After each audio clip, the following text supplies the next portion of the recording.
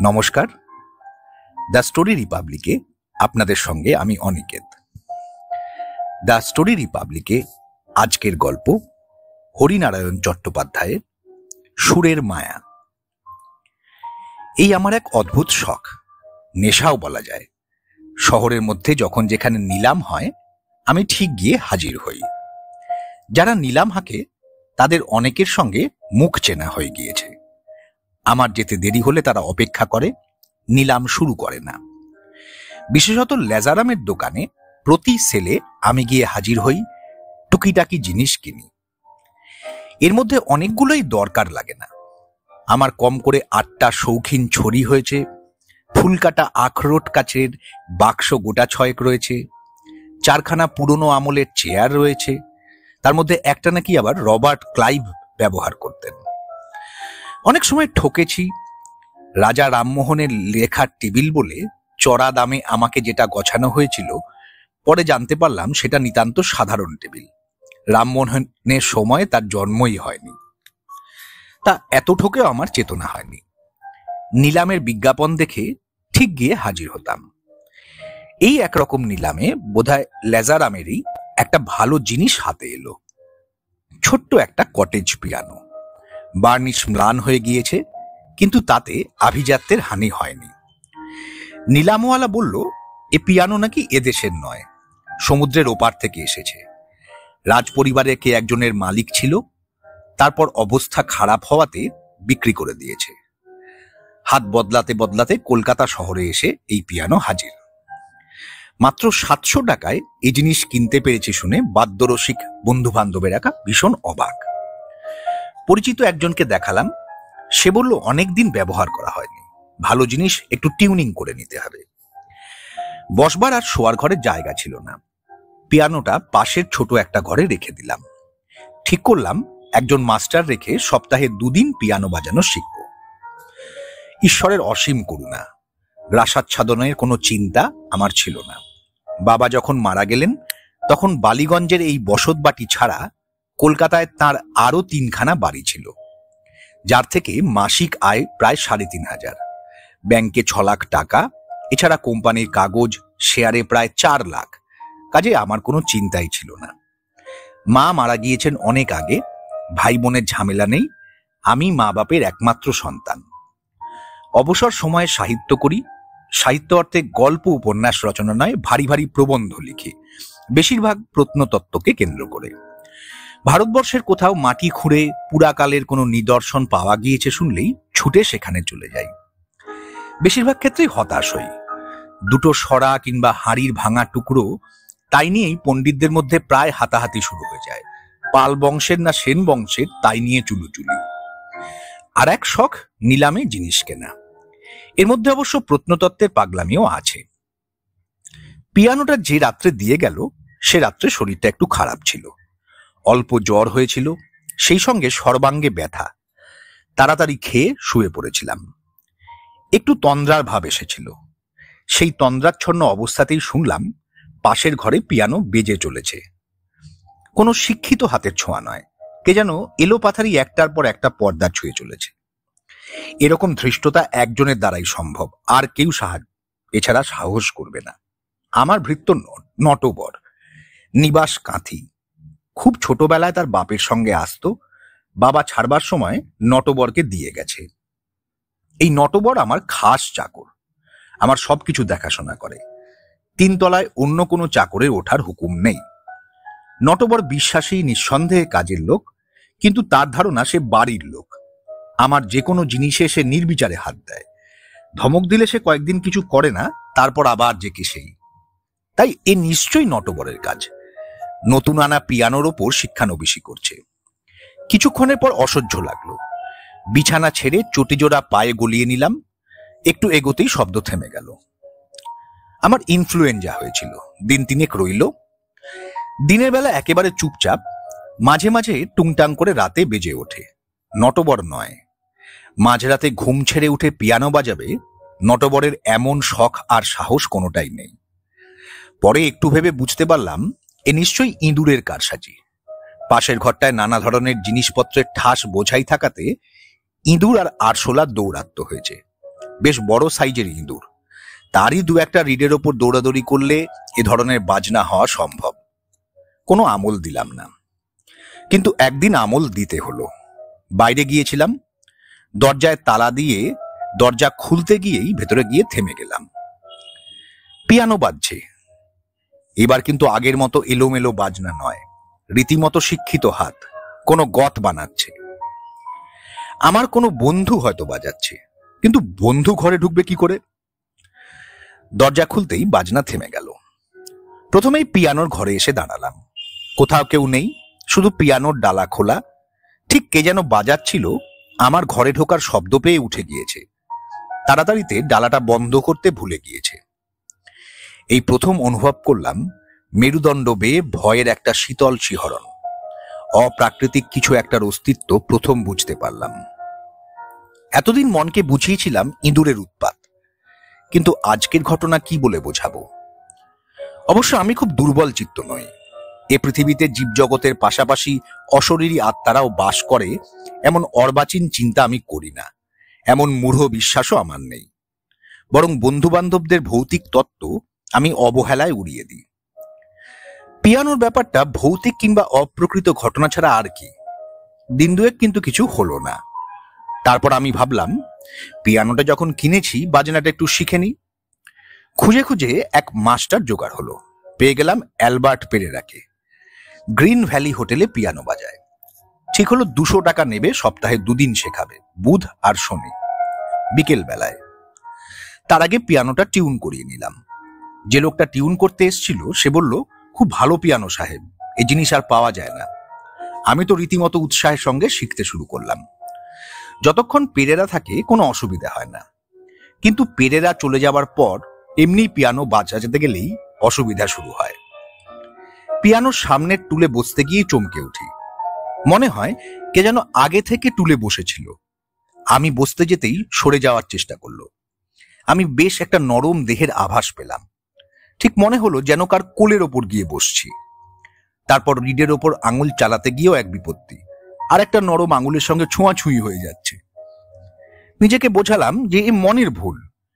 Piano সম্বন্ধে অলৌকিক একটা ভয় মনকে অধিকার করে আছে, এসব তারই প্রতিক্রিয়া। কিছুদিন পর এই অস্বস্তিও কেটে গেল, সব স্বাভাবিক হয়ে গেল। কিন্তু ওই দিন 15, তারপর পেরেরা আসা বন্ধ করলো। প্রথমে ভেবেছিলাম অসুস্থ। খোঁজ নিয়ে জানতে পারলাম যে না, পেরেরা ঠিক হোটেলে পিয়ানো বাজাচ্ছে। তবে কি তার দক্ষিণা মনঃপূত নয়? কিন্তু পেরেরাই তো 200 টাকা চেয়েছিল, আমি তাতে রাজি হয়েছি। ঠিক করলাম পেরেরার বাড়ি গিয়েই দেখা করব। পেরেরা থাকে পার্ক সার্কাস অঞ্চলে। তার বাড়িতে আমি আগেও গিয়েছি। সে বাড়িতেই ছিল। আমাকে দেখে একটু অপ্রস্তুত হয়ে পড়ল। কি ব্যাপার, আপনি কদিন যাচ্ছেন না, অথচ শরীর নিশ্চয়ই অসুস্থ নয়, কারণ হোটেলে ঠিক বাজাচ্ছেন। পেরেরা বলল, আসুন আসুন, ভেতরে আসুন, আপনার সঙ্গে কথা আছে। তার বাইরের ঘরে গিয়ে বসলাম। পেরেরা কফি আনলো। কফিতে চুমুক দিতে দিতে তার কাহিনী শুনলাম। আপনি আমার কথা বিশ্বাস করবেন কিনা জানি না, এই বিজ্ঞানের যুগে এমন একটা কাহিনী কাউকে বিশ্বাস করানো মুশকিল। পেরেরা একটু দম নিল, তারপর আবার বলতে শুরু করলো। আপনাকে পিয়ানো শেখানোর পর বাড়ি ফিরে এক অদ্ভুত অভিজ্ঞতা হয়। স্বপ্ন মনে হয় বটে, কিন্তু আমি জানি সপ্তাহে 2 দিন ঠিক একরকম স্বপ্ন কেউ দেখে না। আপনি জানেন আমি নেশা ভাঙ করি, রোজই ডিনারের আগে মদ আমার চাই, কিন্তু মদ তো আমি নতুন খাচ্ছি না, আমার 10-12 বছরের অভ্যাস। এর আগে তো আমি কোনোদিন এসব দেখিনি। পেরেরার গৌরচন্দ্রিকার ধরন দেখে মনে হলো আসল বক্তব্যে সে আসতে দ্বিধা করছে, পাছে তার বক্তব্য আমার বিশ্বাসযোগ্য না হয়। তাই আমি বললাম, আমার সময় কম, আসল ব্যাপারটা কি তাড়াতাড়ি বলে ফেলুন। পেরেরা শুরু করলো, আপনি বোধহয় জানেন না, আমি বহু ঘাটের জল খাওয়া লোক। গায়ের জোরও যেমন আছে, মনে সাহসও তেমনি। কিন্তু আপনাকে পিয়ানো শেখানোর ব্যাপারে আমি একটু গোলমালে পড়েছি। পাছে আপনি ভয় পান তাই আমি কিছু বলিনি। আমি যখনই না আপনার পিয়ানোর রিডে হাত চালাতাম, আর একটা অদৃশ্য হাতের সঙ্গে যেন হাত ঠেকে যেত, নরম হাত, কোনো স্ত্রীলোকের বলেই আমার মনে হয়েছে। আপনাকে যখন পিয়ানো শেখাতে যেতাম, যিশুর দিব্যি পেটে 1 ফোঁটা অ্যালকোহল থাকতো না, কাজেই এমন হওয়ার কথা নয়। কিন্তু এই স্বপ্ন আমাকে বিচলিত করেছে। হঠাৎ খাটটা দুলে উঠল। আমি প্রথমে ভাবলাম ভূমিকম্প। না, শোবার ঘরে আর তো কিছু দুলছে না। রাস্তার আলোর কিছুটা ঘরে এসে পড়েছে। সেই আলোকে আমি দেখলাম বাতিটা তারে ঠিক দুলছে, একটুও দুলছে। পায়ের দিকে চোখ পড়তেই শরীরের রক্ত হিম হয়ে গেল। পরিষ্কার দেখলাম একটা কবন্ধ, মানে মাথা নেই, অঙ্গে দামি মখমলের পোশাক। অনেক দূর থেকে ফোনের তারের মধ্য দিয়ে যেমন স্বর ভেসে আছে, তেমনই স্বরে কে বলল, যদি প্রাণের মায়া থাকে ও পিয়ানোতে হাত দিবি না, ও পিয়ানো আমার, আর আমি কিন্তু তাতে কারো স্পর্শ সহ্য করব না। তবু সাহস করে বললাম, কোন পিয়ানো? খাটটা আবার নড়িয়ে উঠল। তীক্ষ্ণ হলো কণ্ঠস্বর, কোন পিয়ানো জানিস না? বাজাবার সময় আমি অনেকবার বাধা দিয়েছি, ভালো চাস তো ও পিয়ানো একদম হাত দিবি না। পরের দিন আমি কিন্তু সকালে উঠে রাতের স্বপ্নটাকে বিশেষ আমল দিইনি। এখন বুঝতে পারছি ওটা আদৌ স্বপ্ন নয়। আমি তখন ভেবেছিলাম নির্ঘাত সুরার প্রভাব। তার পরের দিনই আপনার ওখানে যাওয়ার কথা, সেজেগুজে রাস্তায় দাঁড়িয়েছি বাসের আশায়। হঠাৎ একটা কালো মোটর সামনে দিয়ে নক্ষত্র বেগে যাওয়ার সময় আমার সারা পোশাকে কাদা ছিটিয়ে দিয়ে চলে গেল, একেবারে আপাদমস্তক। তা আমার মেজাজ খিঁচড়ে গেল। বাড়ি ফিরে এলাম। স্নান সেরে আর যাওয়ার ইচ্ছা হলো না। ভাবলাম ফোনে পরের দিন আপনাকে জানিয়ে বিকালে যাব।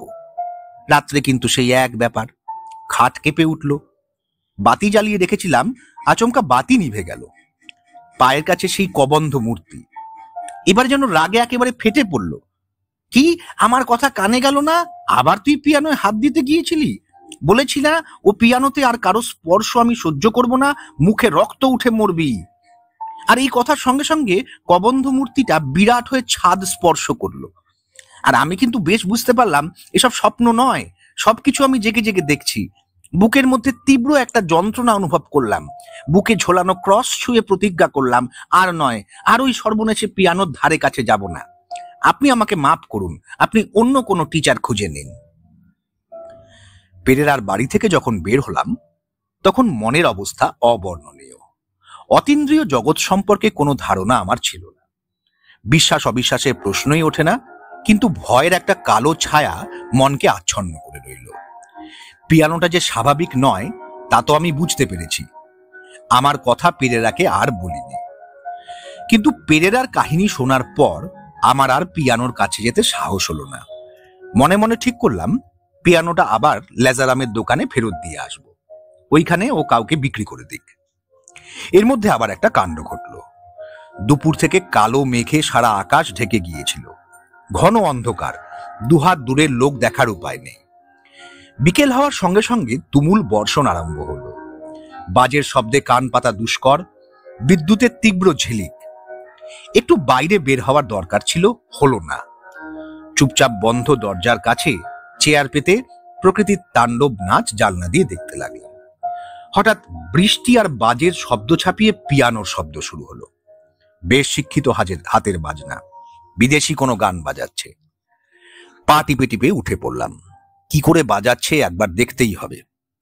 এ ঘরের বাতি জ্বালানো ছিল, এ ঘরের আলো পিয়ানোর ঘরে পড়ে, কাজেই দেখবার অসুবিধে নেই। জানলার কাছে গিয়ে থেমে গেলাম। সমস্ত শরীর শিউরে উঠল। মাথার চুল হলো সজারুর কাঁটার মতো। মনে হলো বুকের ধুকপুক শব্দটা এখনই বুঝি থেমে যাবে।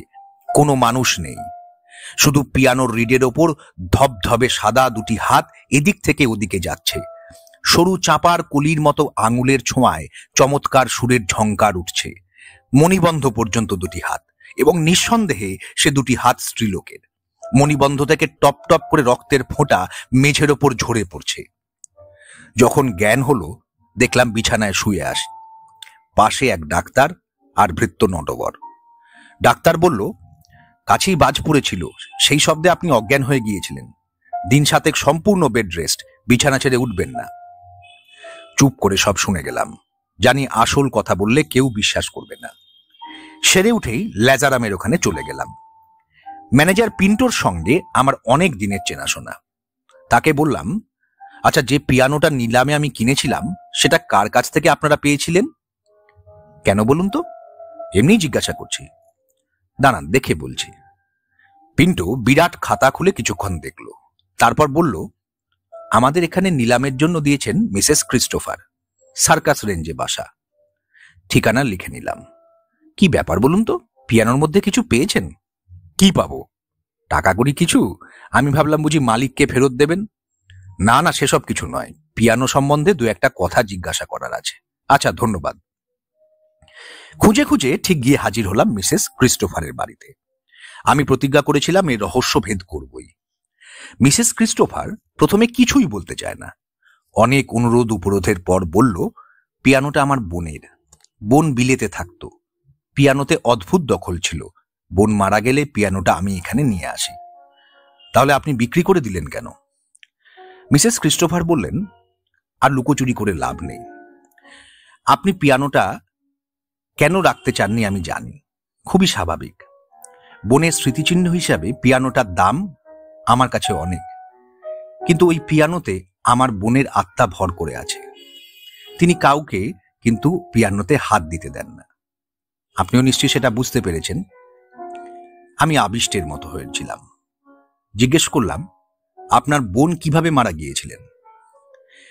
মিসেস ক্রিস্টোফার উঠে গিয়ে সোরাই থেকে জল গড়িয়ে খেল, পুরো 1 গ্লাস। তারপর বাইরের দিকে চোখ ফিরিয়ে আস্তে আস্তে বলল, আমার বোন লিজা বেঁচে নেই। বিলেতে বোমায় মারা গিয়েছে গত যুদ্ধের সময়। যখন বোমা পড়েছিল, লিজা তখন পিয়ানোতে তন্ময়। আমিও সেই সময় ওখানেই ছিলাম। সাইরেন বাজার সঙ্গে সঙ্গে আমরা শেল্টারে যাই। লিজার খেয়ালই নেই। কিছুক্ষণ পরে অল ক্লিয়ার হতে বাড়িতে ফিরে দেখি লিজার শরীর বোমার আঘাতে ছিন্ন ভিন্ন, শুধু 2টো হাত পিয়ানোর ওপর। লড়াই থামতে আমি চাকরি নিয়ে এদেশে ফিরি। চাকরি আমার ছিলই, আমি শিক্ষকতার একটা কোর্স করার জন্য বিলেত গিয়েছিলাম। পিয়ানোটা সঙ্গে নিয়ে আসি। তারপর প্রতি রাতে পিয়ানোর টুংটাং কানে আসে। উঠে গিয়ে দেখি কোথাও কিছু নেই। এক ঝড়ের রাতে পিয়ানোর জোর আওয়াজ হতে দেখলাম লিজার। এই লিজার 2টো হাত রিডের ওপর চঞ্চল। মনে হলো বোমের আওয়াজের সঙ্গে রাগের শব্দের মিল আছে বোধহয়। সেই ভেবেই দুর্যোগের রাতে লিজার ছিন্ন হাত দেখা যায়। তারপরই না পিয়ানোটা নিলামে দিয়ে দিই। আমি সেখান থেকে উঠে চলে এলাম। আমার প্রশ্নের উত্তর পেয়ে গিয়েছি। অতীন্দ্রিয় জগতের অস্তিত্ব সম্পর্কে আমার সব দ্বিধার অবসান হয়েছে। ধন্যবাদ। আজকের গল্পটি এখানেই শেষ। নমস্কার।